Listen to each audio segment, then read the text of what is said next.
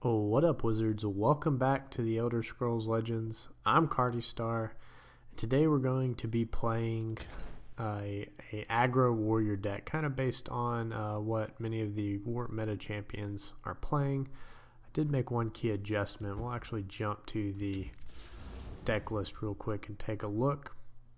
So most of the aggro warriors that you see in the warp meta tournaments at the champion level are playing 2 Ilac sorcerers. They're playing 2 to 3 circle initiates, and usually they're playing 1 or 2 Shadowfen sorcerers.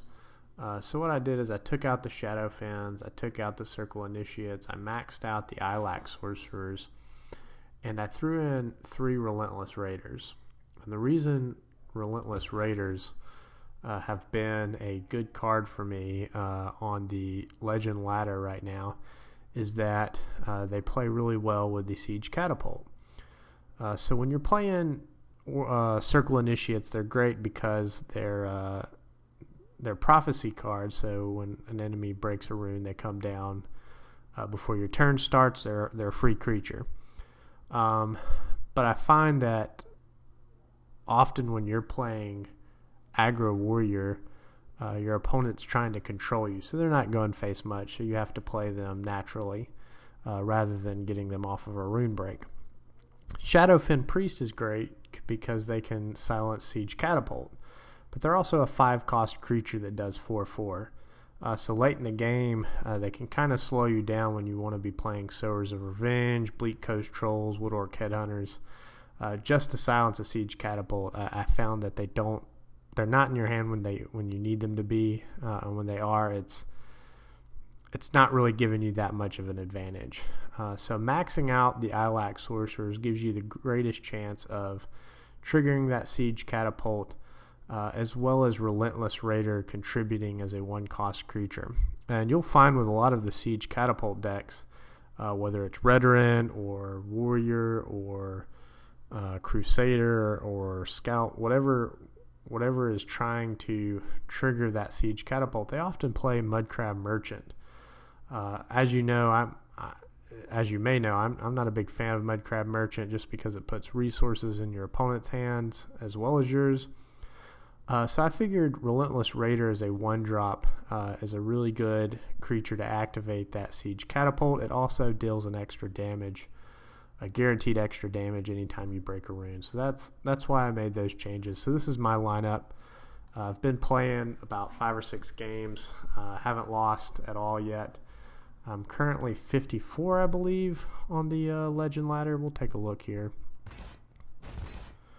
So this is a good option, a good take on the aggro warrior deck. So we'll go ahead and jump into a game, see how it plays. You may also notice that the game sound is finally appearing on video. To be honest, I didn't even notice in my last 5 or 6 videos that my new setup wasn't recording the game sound. I was too focused on getting my vocal audio correct, and I think a couple of you tried to point out the game audio issue, but I kind of misunderstood. But going back and watching some of the videos, I realized that the audio for the games were not coming through. So I did my research, and I found that with PC, the OB software automatically records your display audio. However, for Mac, which is what I'm currently using, it does not. I think this is probably a good trade here. We get a 2-drop down, and then Orc Clan Captain enhances us a little bit. Haunting Spirit's really good early game. And late game, it's just a really good card for warrior. But as I was saying, OB software did not record Mac display audio. It only recorded the input audio, which is currently my mic.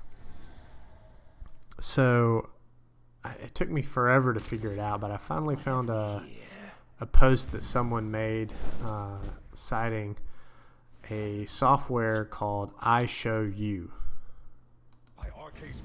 This day will be mine. Let me check real quick, make sure I'm not leading you astray. pass the turn first. All right, real quick, let's take a look at my settings. You're not seeing it, but I am. Yeah, so I show you audio capture. It's a free software system just like OBS, and it allows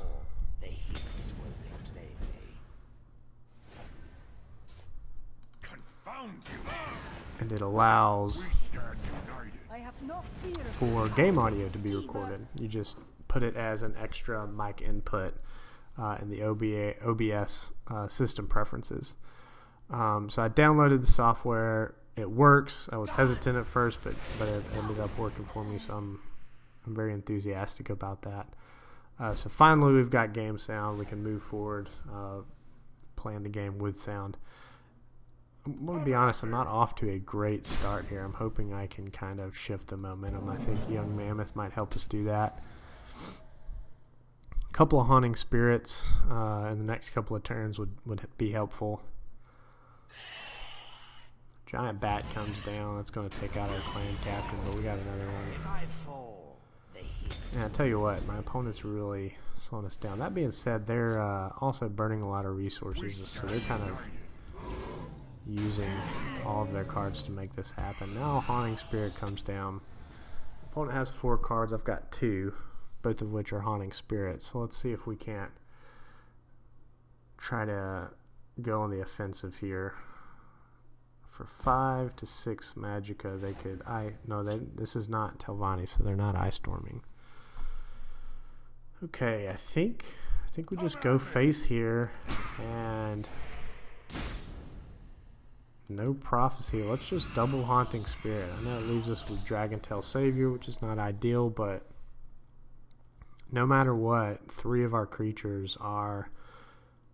All of our creatures are boosting other creatures either through Last Gasp or just the ability of Orc Clan Captain. And wow, my opponent immediately concedes. They must have had a bad start too. Don't worry, we'll jump into another game, get the full grasp of this deck. So we're finally at 50. This is the first time I've broken the top 50 of the Legend ladder. Hopefully we can keep it. Let's see what opponent we have coming up with the win streak that I'm currently on. Wouldn't be surprised if it was a top legend, but we'll see. I would not mind a rank 1 or 2 to kind of stabilize right now.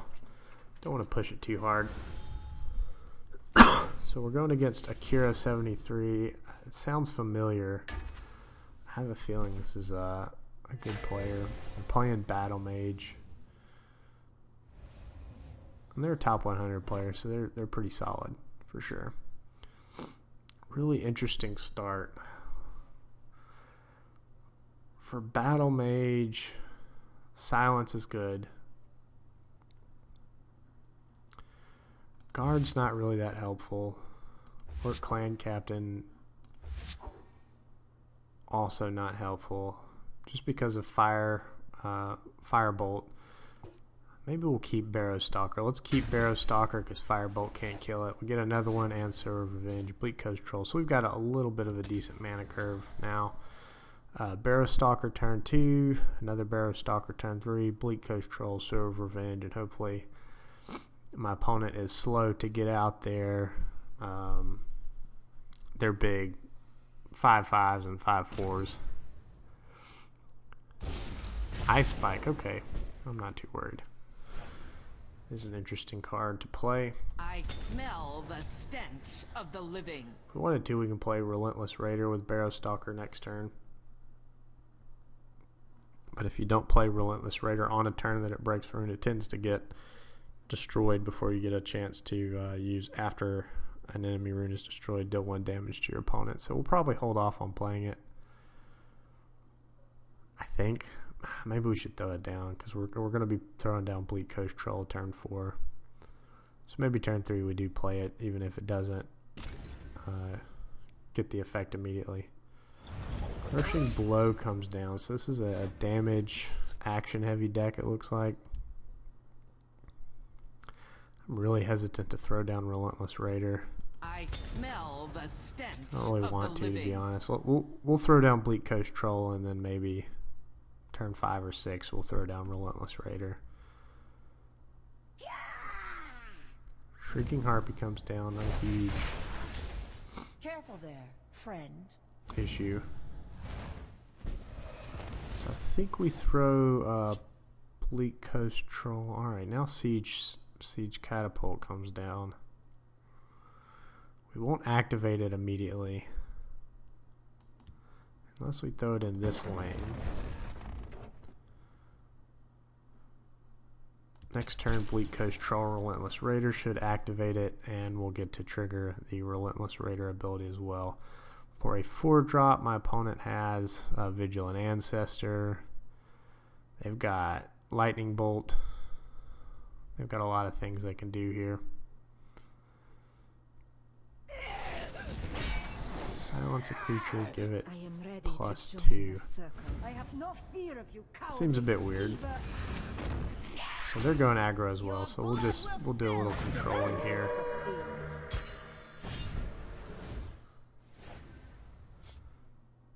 Man, I don't know. I mean, we could just race them. I think I've got the advantage.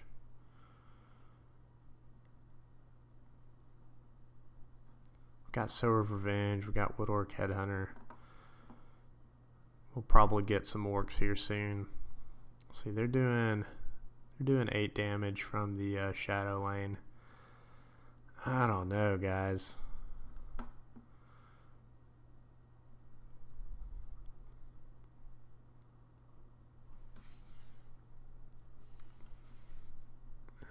We could play Sower of Revenge.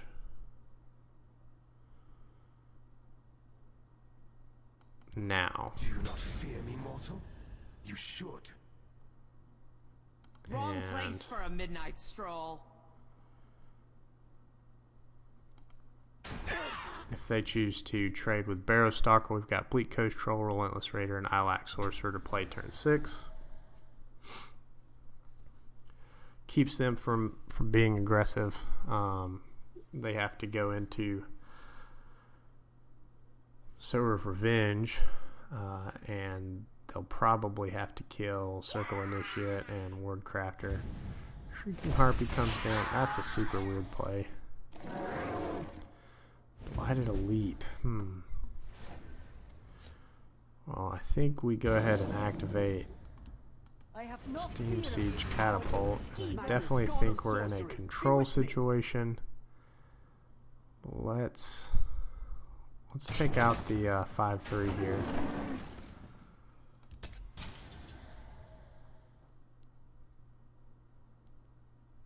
I've got good cards in hand. My opponent has 1 card in hand, so I feel good about our position, even though we're not being aggressive.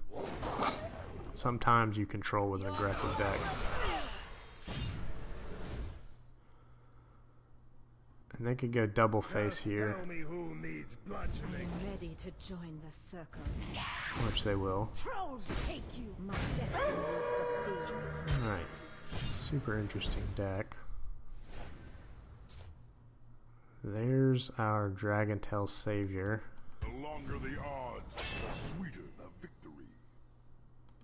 We are definitely going to break some runes. They will pay the blood price. By the eye of Magnus. Trolls take you. Alright, let's see them try to deal with that. They're doing 7 damage. We've got 19 damage on the board. They've got 3 cards, 7 Magicka, 11 health. We've got 18 health. Let's see, Orc Clan Captain with Woodorc Headhunter would be good for them if that's what they're playing. But if they had Orc Clan Captain, they would have dropped it already. Mudcrab Ankle Snapper isn't going to do it. Fine battle. At the start of each player's turn, deal 2 damage to that player. Okay, well, pretty sure we're going to win this one. Let's Scorch stump it. go face. We're going to double trigger here, and that'll be game. Good game. So, I mean, that wasn't a bad aggro deck. They just ran out of cards, and I think playing the Sower of Revenge into the Shadow Lane was definitely the play there. 46. All right, finally breaking into that top 50 legend rank. We'll go ahead and end the video there. As you can see, this warrior deck can be very overwhelming very fast, and in that particular case we were able to play a little bit of control against what was supposed to be a super aggro deck, and we were able to deplete my opponent of resources and win the game. So I hope you liked the video. If you did, feel free to leave a like, feel free to comment. Let me know how the audio is doing. This is the first time I'm using the I Show You or whatever software that I've just downloaded to get the game audio to play. I apologize for the last few videos not having that game audio, but we'll have it moving forward. Let me know how it sounds. And if you want to support the channel, if you want to continue to see more competitive decks, because that's my focus. I want to play competitive decks. I'm not here to play meme decks. I'm not a super competitive player, but I at least want to play decks that are good. So that's what I'm here to show you, whether it's decks other people have built or decks that I've built. That's what I want you to see. So if you want to see that, subscribe. I'll continue to upload videos. I'm also thinking about playing some other games and uploading them as well. I still intend to upload daily the Elder Scrolls Legends, but with the 24-hour system rewrite coming up, I want to be able to put some other games out there. So let me know if there's anything specific you want me to play. I'm thinking about playing Slay the Spire and putting that on here. It seems like a decent game. I've played one round of it. But yeah, I hope you enjoyed the video, and thanks for watching. We'll see you next time.